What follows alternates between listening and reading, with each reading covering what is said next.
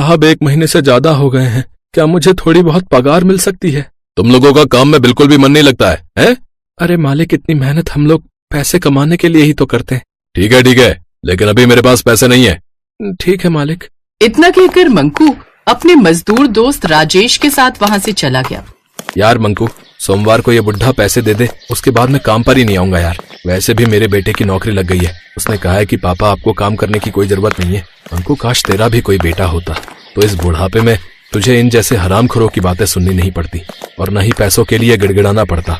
राजेश, बच्चों को इस लालच में पाल पोस कर बड़ा नहीं किया जाता कि बुढ़ापे में वो हमारी मदद करेंगे।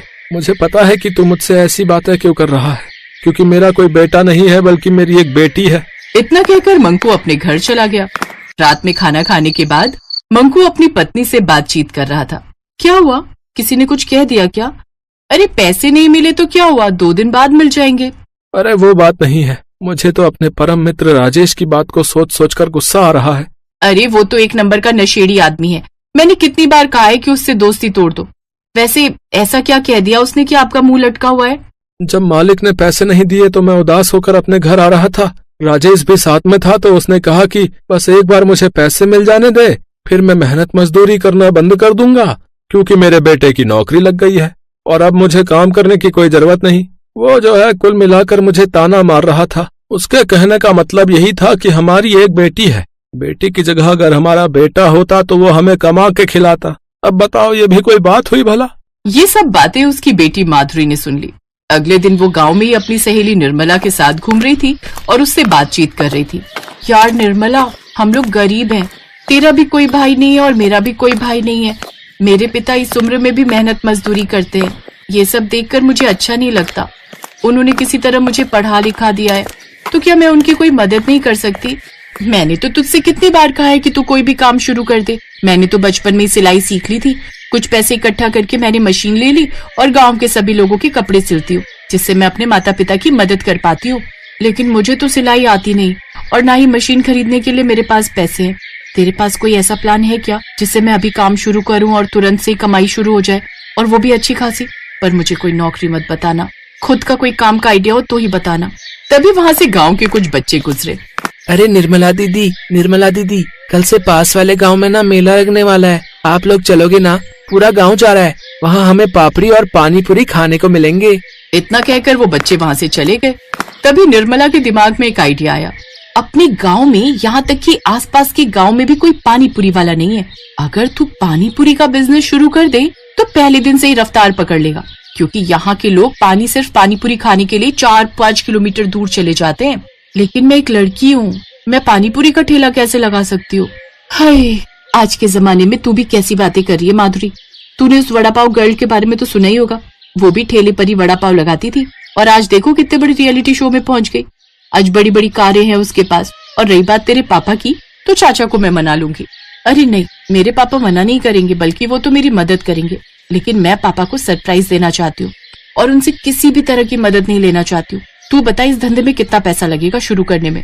अरे ज्यादा नहीं, ज्यादा से ज्यादा 2-4 हजार से शुरू कर सकते हैं। मैं इतने रुपए अपने पापा से तो मांग नहीं सकती। तू तो सिलाई का काम करती है, तू ऐसा कर, आइडिया तूने दिया है तो पैसे भी तू ही दे दे। अरे ये भी कोई कहने की बात है माधुरी, हम दोनों बचपन के दोस्त हैं। मैं तुझे पूरे 5,000 रुपए दूंगी, कल से ही काम शुरू कर दे। माधुरी बहुत खुश हुई। उसने इस बारे में रात में अपने पापा से भी बात। पापा, आपने वो कहावत तो सुनी ही होगी कि हमारी छोरियां छोरों से कम है कि लोग आपसे कहते रहते हैं ना कि काश आपके घर एक बेटा पैदा होता। कुछ ही दिनों में लोग ये कहने लगेंगे कि काश हमारे घर एक मंकू की जैसी बेटी पैदा हो जाती। बेटा, मुझे समाज की बिल्कुल परवाह नहीं है। तुझे जो करना है कर। किसी भी प्रकार की मदद की जरूरत हो तो मुझसे मत कहना, क्योंकि मैं चाहता हूँ कि मेरी बेटी खुद के दम पर इन गांव वालों को कुछ करके दिखाए, ताकि लोगों के मुंह पर तमाचा पड़े। कुछ दिनों बाद माधुरी ने पानीपुरी का ठेला लगा लिया। गांव में पानीपुरी का ठेला देख सारे बच्चे, बूढ़े, बुजुर्ग, औरतें, आदमी सब उस ठेले पर टूट पड़े। सुबह से लेकर शाम तक उसकी दुकान पर लाइन लगने लगी। ये बात जब गांव के प्रधान को पता चली तो उसने अपने आदमियों से कहा, कुछ महीनों से यह पानीपुरी वाली लड़की कुछ ज्यादा ही उछल रही है। इस गांव का लौंडा हमसे आगे निकलने की कोशिश नहीं करता और ये लड़की हमसे आगे निकल रही है। इस काम के लिए इसे कम से कम मेरी मदद तो लेनी चाहिए थी। बिना मेरी परमिशन के इसने गांव में ठेला खोल दिया। पलटा दो उसका ठेला। प्रधान के आदमियों ने माधुरी के पानीपुरी का सारा सामान उठाकर सड़क पर फेंक दिया। एक लड़की होकर पानीपुरी का ठेला लगाकर तो इस गांव की बदनामी कर रही है, और धंधा करने से पहले कम से कम प्रधान जी की परमिशन तो लेनी चाहिए थी ना, पर तूने ऐसा नहीं किया। अब दोबारा ऐसा कुछ करने की कोशिश भी मत करना, समझी? प्रधान का आदमी वहाँ से चला गया। माधुरी को कुछ भी समझ में नहीं आ रहा था कि वो क्या करे। अगर मेरी आंख से एक भी आंसू छलका और मैं टूट गई तो मेरे पिताजी और एक गांव वाले कभी भी मुझे आगे नहीं बढ़ने देंगे। ऊपर वाले तू ही कुछ मदद कर। अगले ही पल एक संत माधुरी के पास आए। अरे बेटी, इस संत को कुछ खिला दो। बाबा, आप देख रहे हैं मेरा ठेला खाली हो चुका है, सारा सामान नीचे पड़ा हुआ है, मेरे पास आपको खिलाने के लिए कुछ नहीं है। बेटा, तू पानी पूरी जमीन से उठा और यही मुझे खिला दे। लगता है बाबा जी को कुछ ज्यादा ही भूख लगी है। ठीक है, अगर बाबा जी आप खुद कहते हैं तो मैं पानीपुरी खिला देती हूँ। माधुरी ने वो पानीपुरी जमीन से उठाकर संत महात्मा को खिला दिए। बेटा, मैं बनारस से यात्रा के लिए निकला हूँ, ये लो अगरबत्ती। इस अगरबत्ती को अपने ठेले पर लगा देना, फिर उसके बाद तुम्हारी जिंदगी में जितनी भी कठिनाइयाँ आएंगी वो कठिनाइयाँ खुद ब खुद हार कर तुझसे दूर चली जाएंगी। इतना कहकर वो संत महात्मा वहाँ से चले गए। माधुरी को कुछ भी समझ में नहीं आया, लेकिन उसने उसी वक्त वो अगरबत्ती अपने ठेले पर लगा दी। जैसे ही अगरबत्ती का धुआं चारों तरफ फैला, वैसे ही उसका ठेला पानीपुरी से भर गया। ये क्या, ये तो चमत्कार हो गया। ये पानीपुरी तो जादू से आ गई। जादुई पानीपुरी। अब माधुरी लोगों को पानीपुरी खिलाती जा रही थी, लेकिन उसके ठेले से ना ही पानीपुरी कम हो रहा था और ना ही चटनी। मैंने तुझे एक छोटा सा काम दिया था, एक लड़की से हार गया तू, एक लड़की का ठेला नहीं पलटा पाया। मैंने उसका सारा सामान फेंक दिया था मालिक, पता नहीं ये सब कैसे हो गया। लगता है उसने पैसे तो बहुत ही कमा लिए थे, इसलिए उसने दोबारा सारा सामान भर लिया होगा। तुम सब लोग मेरे साथ चलो, देखता हूँ वो लड़की यहाँ पानीपुरी का ठेला कैसे लगाती है। माधुरी बहुत समझदार और चालाक तो थी ही। उसे पता था कि प्रधान या उसके आदमी नुकसान पहुंचाने के लिए जरूर आएंगे, इसलिए उसने कुछ हवलदारों को अपने ठेले से थोड़ी दूर पर छुपा रखा था। प्रधान अपने आदमियों के साथ वहां पर आया और जैसे ही उसके आदमियों ने ठेले को पलटने की कोशिश की, वैसे ही उनके आदमियों को हवलदारों ने गिरफ्तार कर लिया। प्रधान जी, आप और यहाँ, मैं आपको पानीपुरी खिलाती हूँ। अरे घबराइए मत, मैं आपसे बिल्कुल पैसे नहीं लूंगी। माधुरी के इतना बोलते ही प्रधान के लालची दिमाग में एक आइडिया आया। अरे बेटा, कम से कम हमसे एक बार इजाजत तो लेनी चाहिए थी। चलो छोड़ो, हम तुम्हें इस गांव में पानीपुरी का बिजनेस करने की परमिशन देते हैं। प्रधान के कोटे से तुमको एक रेस्टोरेंट बनाने के लिए जमीन मुफ्त में दी जाएगी, लेकिन हर रोज मुझे, मेरे परिवार और मेरे आदमियों को मुफ्त में पानीपुरी खिलानी पड़ेगी। शर्त मंजूर है प्रधान जी, बस आप अपने वायदे को मत भूलना। सारे गांव वाले गवाह हैं। अगले दिन से प्रधान के सभी आदमी माधुरी के ठेले पर खड़े होकर पानीपुरी खाने लगे। 1 महीना बीत गया और उसके सारे आदमी बीमार पड़ गए, क्योंकि माधुरी दिन भर संत बाबा की दी हुई अगरबत्ती जला देती थी, जिससे वो जादुई पानीपुरी खत्म ही नहीं हो रही थी, बल्कि बढ़ती जा रही। मैंने अपना वायदा पूरा किया। आप और आपके लोग जिंदगी भर पानीपुरी मुफ्त में खा सकते हैं। अब आप अपना वादा पूरा कीजिए। प्रधान ने वो जमीन माधुरी के नाम कर दी। काश मंकू की बेटी जैसी हमारी भी एक बेटी होती। सोनपुर गांव में केशव नाम का एक गरीब मजदूर रहता था। मजदूरी का काम मिल जाए तो परिवार का पेट भर जाए, नहीं तो परिवार रूखी सूखी खाकर ही सो जाता था। एक दिन, सुनो जी, तुम एक काम क्यों नहीं करते? इस गांव में तो कोई काम मिलने से रहा।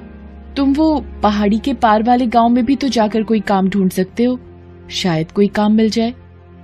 पर कमला, उस पहाड़ी का रास्ता बहुत खराब है, ज्यादातर सुनसान ही रहती है पहाड़ी। पर कुछ तो करना पड़ेगा जी, बच्चों को कब तक रूखा सूखा खिलाते रहेंगे? कोशिश तो करनी ही पड़ेगी ना जी। ठीक है कमला, मैं कल सुबह ही दूसरे गांव के लिए निकल जाऊंगा, ठीक है, ताकि समय से वापस आ सकूं। कमला अगले दिन केशव को कुछ भुने चने और गुड़ बांध कर देती है। सुनो, ये कुछ भुने चने और गुड़ लेते जाओ, रास्ते में भूख लगेगी तो खा लेना। केशव मजदूरी करने के लिए दूसरे गांव निकल पड़ता है। वो उस पहाड़ी के रास्ते चलता जाता है। आधे रास्ते चलने पर केशव थक जाता है। वो सोचने लगता है, थोड़ी देर यहीं इस पेड़ के नीचे आराम कर लेता हूँ, फिर आगे बढ़ूंगा। अरे कमला ने ये भुने हुए चने और गुड़ दिया था, थोड़े खाकर भूख मिटा लेता हूँ। केशव जैसे ही चने और गुड़ खाने लगता है, एक चींटी उसके पास आती है। भैया, क्या थोड़े से गुड़ और चने मुझे दे सकते हो? मैं और मेरी बहनें भूखी हैं। हमने बहुत दिनों से कुछ नहीं खाया है। तुम्हारी बड़ी मेहरबानी होगी। हाँ हाँ, ये लो। तुम इन गुड़ और चनों से अपना और अपनी बहनों का पेट भर लो। चींटी खुशी खुशी वो गुड़ और चने अपनी बहनों को खिलाती है। जैसे ही चींटियां गुड़ और चने खाती हैं, देखते ही देखते वो सब सुंदर परियां बन जाती हैं। केशव ये सब देखकर हैरान रह जाता है। शुक्रिया रागीर, आज तुम्हारी वजह से हम श्राप से मुक्त हो गई। हम परीलोक से धरती पर घूमने निकली थी। इस पेड़ के नीचे एक महात्मा भोजन कर रहे थे।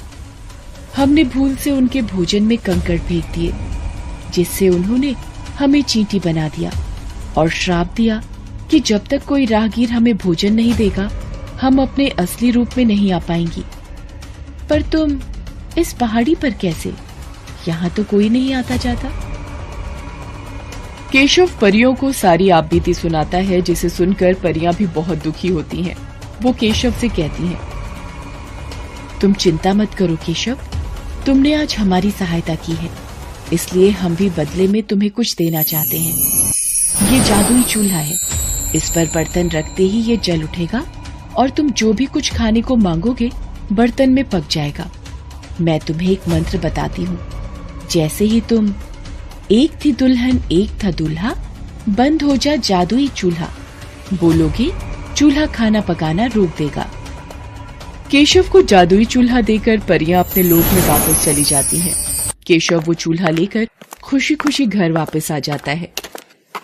अरे, तुम तो बहुत जल्दी वापस आ गए।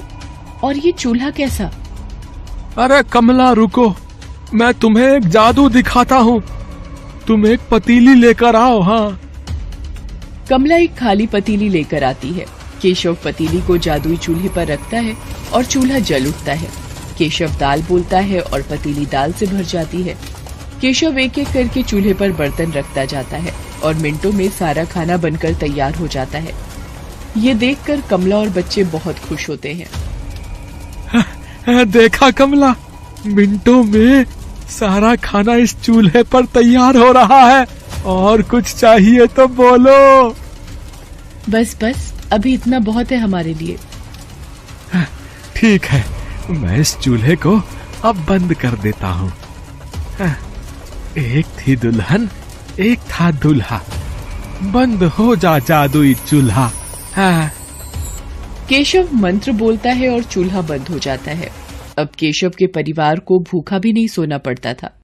एक दिन, सुनो जी, मैं सोच रही हूँ क्यों ना हम एक चाय का ढाबा खोल लें। इस चूल्हे पर चाय और पराठे बनाकर बेचा करेंगे। इससे थोड़ी कमाई भी होनी शुरू हो जाएगी और तुम्हारी काम की तलाश भी बंद हो जाएगी। कह तो तुम ठीक रही हो कमला, बिल्कुल ठीक है।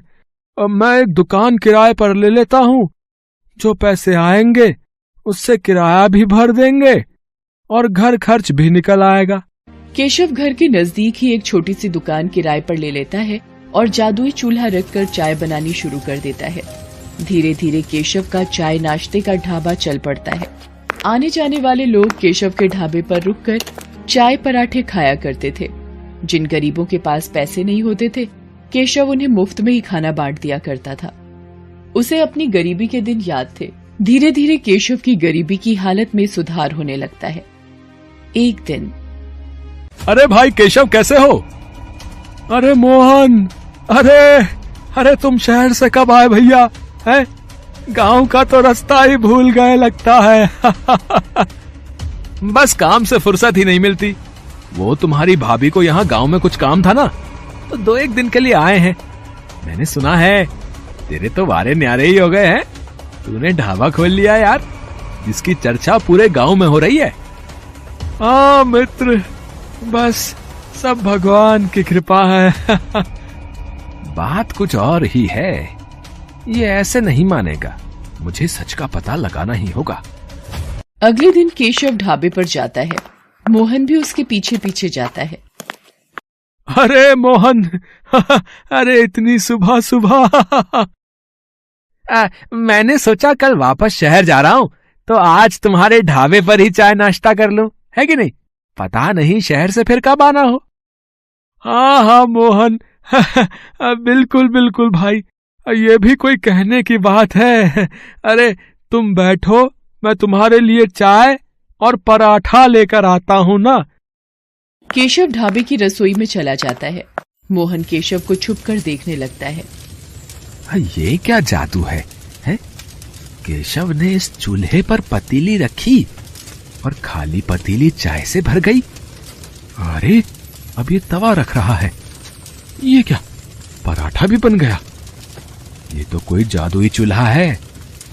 अच्छा तो ये बात है, तभी कहूं ये रूखी सूखी खाने वाले ने ढाबा कैसे खोल लिया है? ये चूल्हा वैसे मेरे पास होना चाहिए, मैं इसे चुरा लेता हूँ। हाँ। शाम को जब केशव घर लौट जाता है, मोहन रात के वक्त चूल्हा चुराकर पत्नी के साथ शहर भाग जाता है। केशव जब ढाबे पर आता है, चूल्हा गायब होता है। अरे अरे कमला, कमला, अरे हमारा जादुई चूल्हा चोरी हो गया है। अब हम क्या करेंगे? अब हम क्या करेंगे? कैसे पैसे कमाएंगे? सुनो जी, जो हो गया सो हो गया। इस बहाने हमें मार्गदर्शन तो मिला। अब आप एक नया चूल्हा लेकर इस ढाबे को आगे बढ़ाओ, देखना आपकी मेहनत रंग लाएगी। केशव एक मेहनती व्यक्ति था, इसलिए उसने फिर से एक नई शुरुआत की। उधर जब मोहन अपनी पत्नी के साथ शहर में अपने घर पहुंचा। जाओ शीला, एक खाली पतीली ले आओ, अभी तुम्हें इस चूल्हे का जादू दिखाता हूँ। जादुई चूल्हे, मुझे पुलाव चाहिए, पुलाव। चूल्हे पर बर्तन रखकर मोहन ने जैसे ही पुलाव बोला, चूल्हा जलने लगा और पुलाव बनता चला गया। मोहन चूल्हे को फूंक मार मार कर बंद करता रहा, पर वो बंद ही नहीं हो रहा था। अरे ये चावल बनने तो बंद ही नहीं हो रहे। अरे ऐसे तो पूरा कमरा भर जाएगा, हम दोनों चावल के ढेर में दबकर मर जाएंगे। शीला क्या करूं, कुछ समझ नहीं आ रहा है। अब तो एक ही रास्ता है, इस चूल्हे को तोड़ दो। हाँ हाँ, ये ठीक रहेगा, मैं इस घटिया चूल्हे को तोड़ देता हूँ। मोहन गुस्से में चूल्हे को पटक कर तोड़ देता है। चूल्हे के 2 टुकड़े हो जाते हैं और जादू खत्म हो जाता है। चूल्हे की जगह मिट्टी का ढेर पड़ा रह जाता है। केशव को जादुई चूल्हे की मदद से काम मिल जाता है और वो मेहनत से पैसे कमाने लगता है, जबकि मोहन के हाथ में आकर जादुई चूल्हा मिट्टी हो जाता है। किस्मत भी उनका ही साथ देती है जो ईमानदार और नेक दिल होते हैं। चोर और मक्कार व्यक्तियों के हाथ सदा ही खाली रह जाते हैं। Best buddies. Hello friends, thanks for watching this video. अगर आपको ये वीडियो पसंद आया है तो प्लीज लाइक, सब्सक्राइब, कमेंट्स करें इस वीडियो पर, और हाँ, शेयर करना भी ना भूलें। और भी मजेदार वीडियो देखने के लिए नीचे दिए गए बेल आइकॉन को दबाएं। देखते रहिए बेस्ट बडीज।